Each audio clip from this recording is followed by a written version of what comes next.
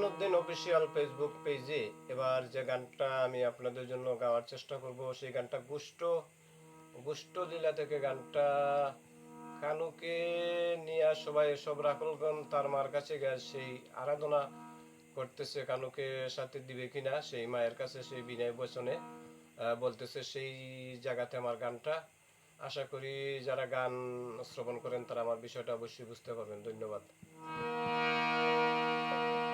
আপনাদের ভালো লাগলে কমেন্টে জানিয়ে দিবেন, খুশি আমরা ধন্য হব। আরে শুনো মা যশোদা রানী, আমাদের বিনয় বাণী, নীলমণির সাজাইয়া দে,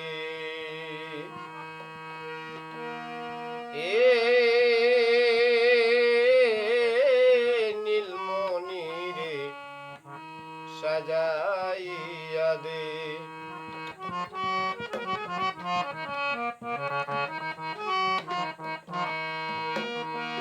শুনো মা যশোদা রানী, আমাদের